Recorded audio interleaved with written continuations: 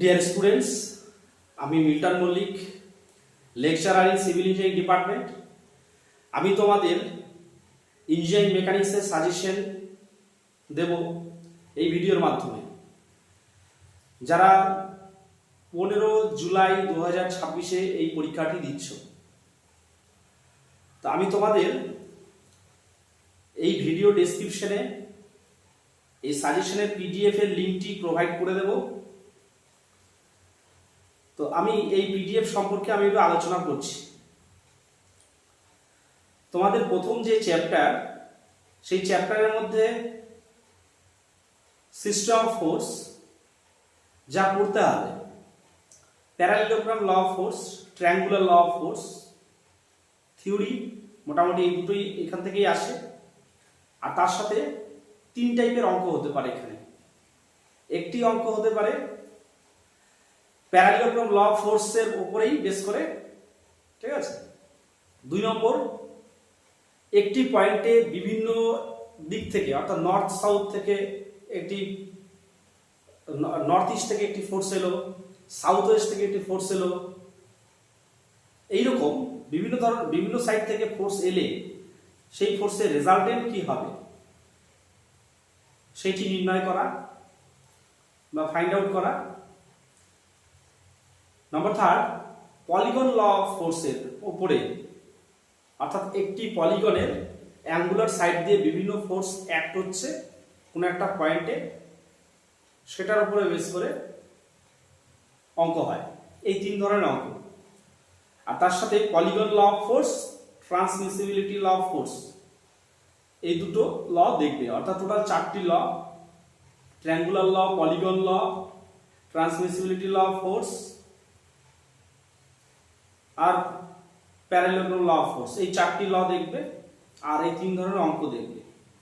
এরপরে আমি সেকেন্ড চ্যাপ্টারে চলে যাব। সেকেন্ড চ্যাপ্টারে রয়েছে হলো movement of force.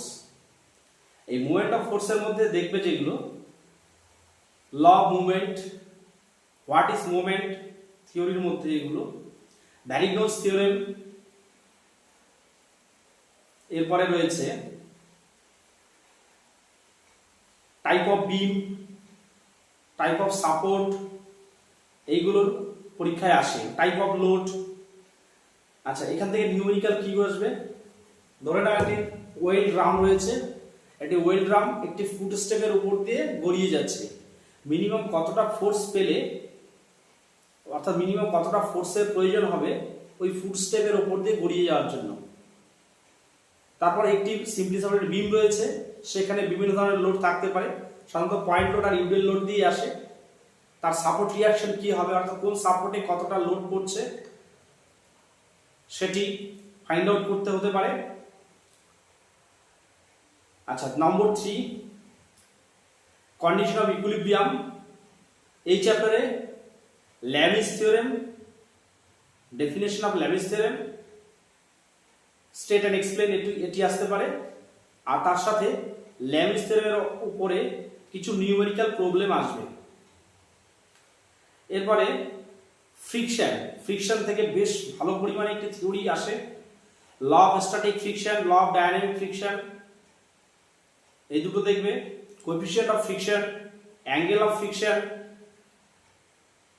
Angle of repose, useful and harmful friction, এইগুলো কিন্তু খুব আসে পরীক্ষায়। ফ্রিকশন থেকে 2 ধরনের অঙ্ক আসে, একটি হচ্ছে ল্যাডার ফ্রিকশন, আরেকটি হলো যে একটি ইনক্লাইন্ড সারফেসে কোনো একটি অবজেক্ট যদি মুভ করে, তাহলে সেই অবজেক্টের ওয়েট বার করতে হতে পারে, বা সেই সারফেসের, যে সারফেসের উপর দিয়ে মুভ করছে তার কোএফিসিয়েন্ট অফ ফ্রিকশন বার করতে হতে পারে। এই 2 ধরনের অঙ্ক সাধারণত আসে। আচ্ছা, নেক্সট চলে যাই সেন্টার অফ গ্র্যাভিটি। এই সেন্টার অফ গ্র্যাভিটি থেকে দুটো জিনিসই করতে হবে। একটা হচ্ছে হোয়াট ইজ সিজি মানে centre of gravity, what is centroid, এই দুটো জিনিস আর এদের ডিফারেন্স। এরপর চলে যাব এই সেন্টার অফ গ্র্যাভিটির নিউমেরিক্যাল প্রবলেম কি আসতে পারে? সাধারণত সেন্টার অফ গ্র্যাভিটি থেকে numerical problem L section, T section, I section বা অ্যাঙ্গেল সেকশন। অ্যাঙ্গেল সেকশন মানে হলো এল সেকশন, চ্যানেল সেকশন, বা একটি প্লেট থেকে, একটি ট্রাপিজয়েডাল প্লেট থেকে একটি সার্কুলার পার্ট কেটে নেওয়া হলো, তার সিজি বার করা, এই ধরনের কিছু ফিগারের উপরে সেন্টার অফ গ্র্যাভিটি আসতে পারে। আচ্ছা, নেক্সট আমরা চলে যাব সিম্পল মেশিন, সিম্পল লিফটিং মেশিনে।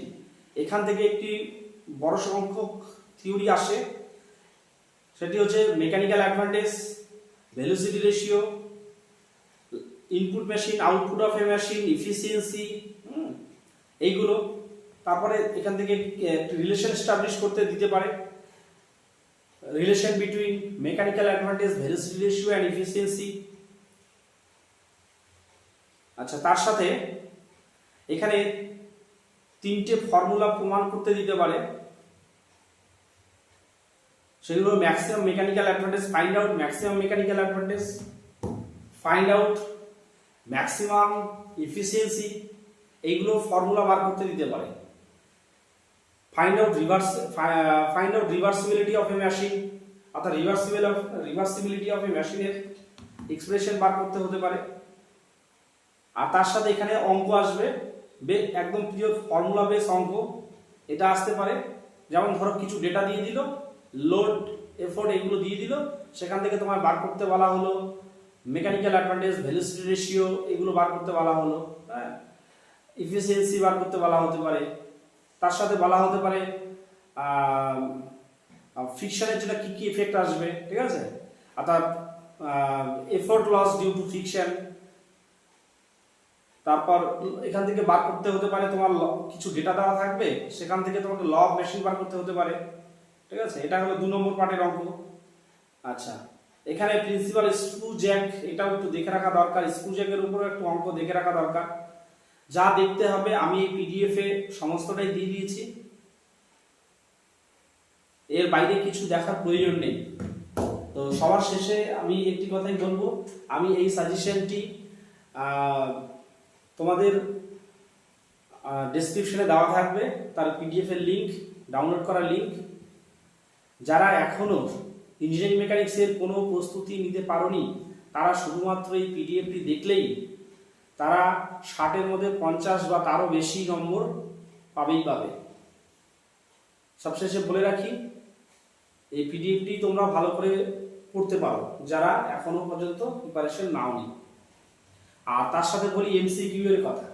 এখানে এমসিকিউ, এই পিডিএফ এর মধ্যে এমসিকিউ গুলো দেওয়া রয়েছে, ঠিক আছে। এখানে আমি একটি চ্যাপ্টারকে ইচ্ছে করি বাদ রাখলাম, ওয়ার্ক ফর এনার্জি, কারণ ওটিকে আর দরকার নেই। অর্থাৎ যারা লাস্ট মুহূর্তে প্রিপারেশন নেবে, ওই চ্যাপ্টারটি ছাড়াও তোমরা 60-এরই অ্যান্সার করতে পারবে।